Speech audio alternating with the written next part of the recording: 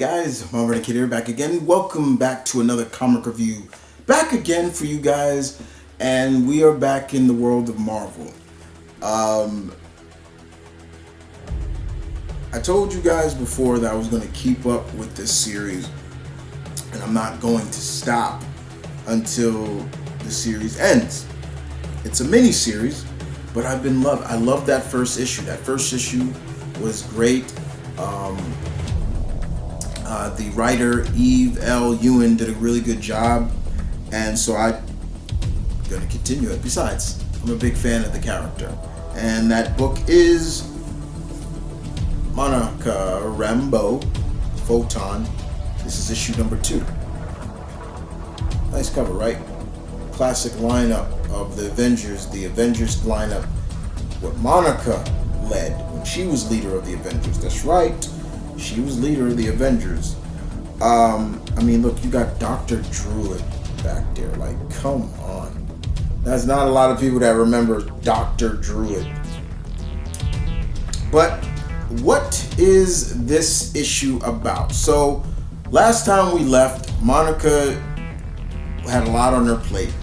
She brought a special artifact called the Star of Hala back to Doctor Strange and Wong. After that, she helped Spider-Man with this woman who could increase her size. She was dealing with her cousin, family issues, and a couple of drama, talking with her mom and her dad back in New Orleans. And then there's just a lot of stuff. She just was baggage on her plate. So what does Monica do? She flies off into outer space to clear her head. And I really mean clear her head. And next you know, and that's where that issue ended. Now we pick up where that issue left. Monica is still out in space, and all of a sudden there's a blinding light, and down she's somewhere else. She doesn't really tube members, but all she can see is a meteor coming down on near the city. And so she tries to do her best to stop it and phase through it so she can phase in, so then she could just explode out of it using her powers. But for some reason it's not working. She's stuck in the meteor. All of a sudden there's a blinding light, and once again she wakes up, and she's on the former ship that she used to be a part of when she was a Harbor Patrol officer. All of a sudden she looks and she sees a male or woman, I guess is a mixture of both, and this person is saying, "Are you okay?" Blah blah blah. And Monica clearly recognizes who this person is, because the person says, and I'll show it to you.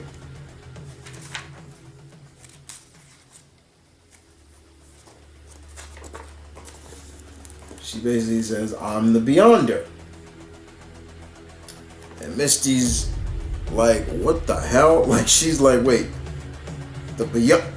And so soon as she says that, Monica remembers, I keep saying Misty, Monica remembers how much trouble the Beyonder has caused in the past, just going back to those first 2 Secret Wars. But this Beyonder doesn't recall anything, doesn't recall meeting Monica, doesn't recall any of that. Monica remembers, but this Beyonder doesn't. And after that, Monica on the boat is greeted by the Avengers. She-Hulk, Steve Rogers, Captain America, Dane Whitman, Black Knight, Thor, and Dr. Druid. The team lineup of Avengers she led. And she's confused. How is this possible? How is this possible? What's going on? But she knows for sure this new Beyonder or has something to do with it, because they're going all over the place. And with that being said, yes, it starts to get a little bit crazy for Monica. And more importantly, Monica is starting to wonder, like, who can she trust and what can she trust? But more importantly, she clearly says to, yeah, this is kind of weird, but brother Dr. Druid is acting like a selfless prick that he's always been. And he's talking about, yeah, we made a rule, you know, we all agreed you don't hold the title of leader and everything like that. But it's crazy. And more importantly, Monica knows that the Beyonder has something to do with it. And that's what the rest of this issue is mainly about. It's Monica trying to understand this Beyonder and how come he doesn't remember her and things like that. And more importantly, he's got all the power of the Beyonder, but the knowledge is gone. And so after that, it becomes more like, how do I get out of this? Am I stuck here?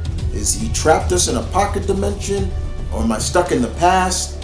And even to the point where brother Dr. Druid once again is cracking on Monica and saying how much of a bad leader he is, and she's like, well, it's from poor upbringing.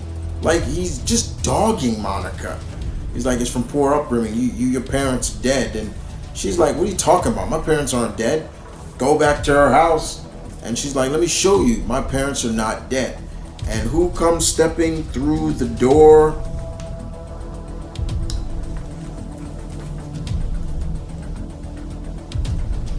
Jericho Drum, aka Brother Voodoo.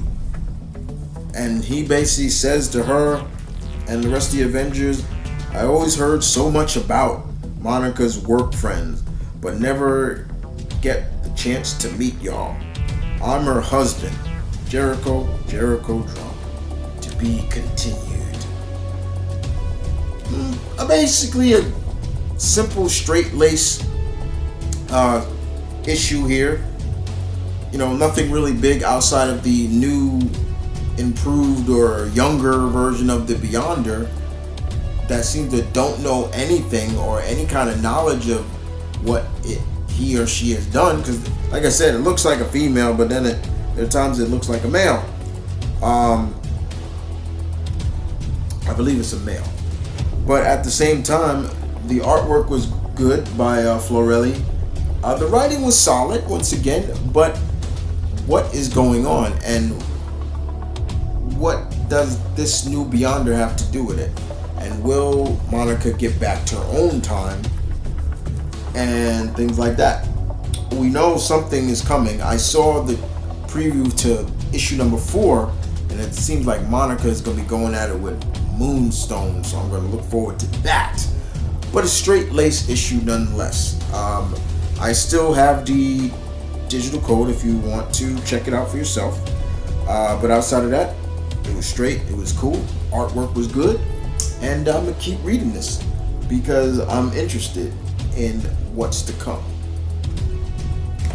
Well, guys, hope you guys enjoyed that review. I do recommend, if you are a fan of Monica, to check it out. Check it out. And I'm loving the new power set, how she looks in her new costume. I like the fact that she has her hair in a bun now and things like that. It's fun. But Jericho Drum, her husband, when was that? Well, you guys take care, and I will see you guys next time. Keep reading. Deuces.